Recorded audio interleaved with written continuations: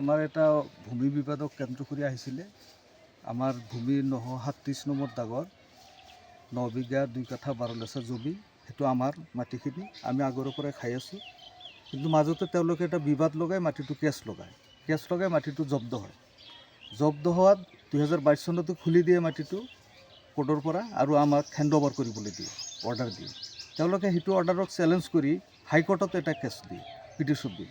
আকৌ হাইকোৰ্টে ঠিক সেম অৰ্ডাৰটো আগৰ যিটো চিভিল কোৰ্টৰ অৰ্ডাৰ আৰু আগৰ যিটো কোৰ্টৰ অৰ্ডাৰ আছিলে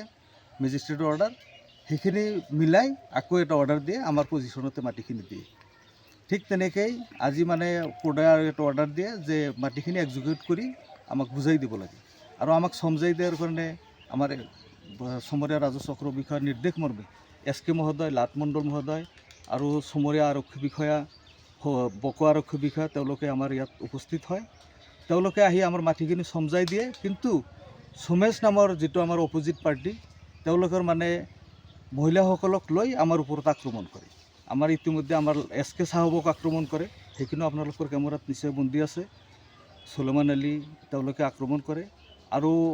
লিয়াকত আলী আৰু কেইবাজনক তেওঁলোকে আক্ৰমণ কৰে কিন্তু পুলিচে আমাক মাটিখিনি সমজাই দিয়ে আমাক খেতিত যাবলৈ অনুমতি দিয়ে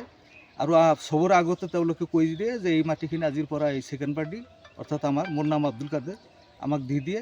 আৰু আমাক সেইখিনি খেতি বাতি কৰিবলৈ খাবলৈ দিয়ে কিন্তু তেওঁলোকে মাজতে যোৱা ৰাতি এই খবৰটো পাই যিটো ৰাস্তাইদি আমি মাটিত নামিব লাগিব সেই তাতে এটা ঘৰ বনাই এটা চালি বনাইছে বেৰা চেৰা দিয়া নাই কিন্তু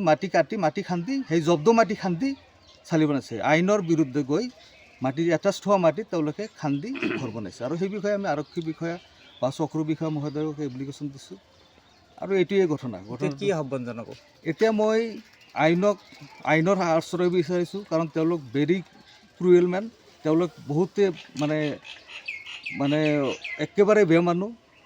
আইন কানুন নামনা মানুহ আৰু কোনোদিনে তেওঁলোকৰ ওপৰত 3-4টাকৈ কেছ থাকে চৰতো তেওঁলোকে মাৰপিট কৰি থাকে সদায় মানুহৰ লগত কিন্তু এতিয়া আমি আইনৰ মাজতে আছোঁ আমি আইনৰ ওচৰতে গৈ আছোঁ এতিয়া আমি আমাৰ ৰাজহ চক্ৰ বিষয়া মহোদয়লৈ অনুৰোধ জনাম আৰু আমাৰ কামৰূপ জিলা উপায়ুক্ত মহোদয়লৈ আমাৰ বিনম্ৰ অনুৰোধ থাকিব আজিৰ যিটো ঘটনা যিটো কাৰুকাৰ্য হৈ গ'ল আৰক্ষী বিষয়াসকলৰ সন্মুখতে SKৰ সন্মুখতে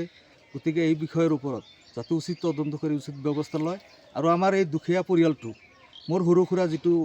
তেওঁলোকৰ ল'ৰা ছোৱালী আছে তেওঁলোক খুবেই দুখীয়া তেওঁলোকৰ 6.5 বিঘা মাটি আমাৰ তাতে 3 বিঘা মাটি গতিকে এই দুখীয়া মানুহখিনিক যাতে আইনী সাহায্য প্ৰদান কৰে তাৰ বাবে মই আইনৰ ওচৰত সহায়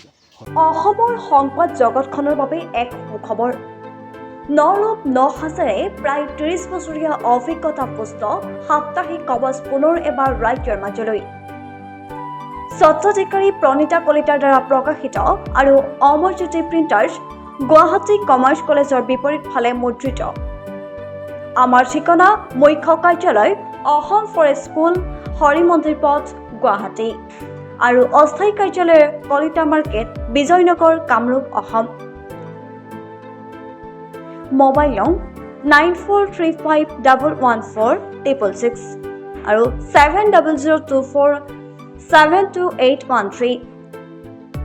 মেইল ID probhatiahom@gmail.com